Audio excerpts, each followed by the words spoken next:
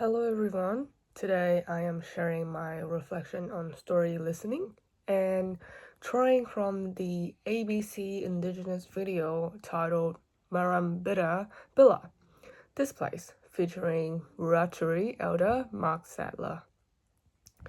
In this reflection, I will explore how listening to Indigenous stories deepen our understanding of country and challenges personal assumptions and shapes anti-bias early childhood teaching.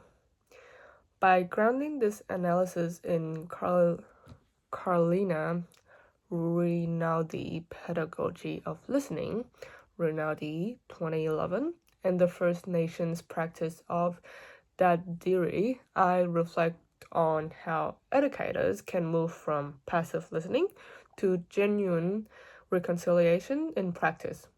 Early Childhood Australia 2020. In Marambida Bila displays, Elder Mark Sadler introduces the Murrumbidgee River.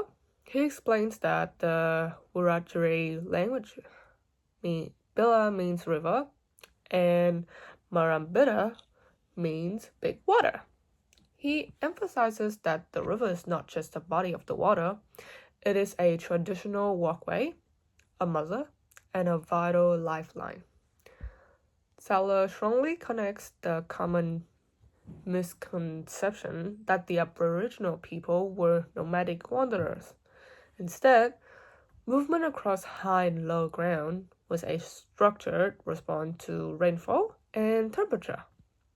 He stated that when the river is healthy, the people are healthy, and if the river is sick, everyone becomes sick. To truly hear Mark Sadler's message, we must look at how we listen. Carolina Rinaldi describes listening as an active, relational process, not a passive act. Rinaldi 2011.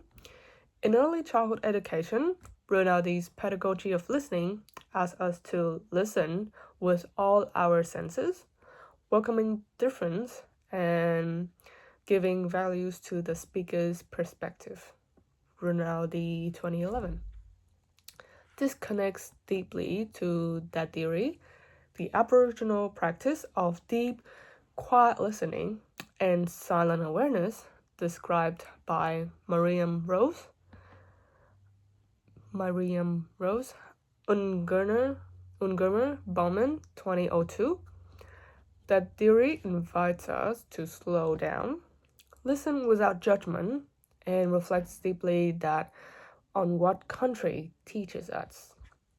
When I applied the theory to Sadler's story, I listened not just for facts, but to understand his deep relational connection to the Bila. Listening to this story challenged my own implicit biases.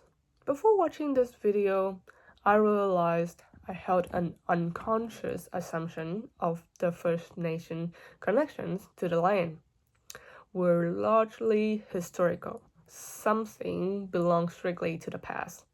Sadler's words directly disrupt that bias. He demonstrated that the connection to country is an active, living, daily practice. The river remained a modern walkway and a spiritual mother. Recognizing this bias was uncomfortable, but essential for developing anti-bias practice and removing barrier in education. Dearman Sparks and Edwards, 2020. The story listening experience directly informed my future teaching practice.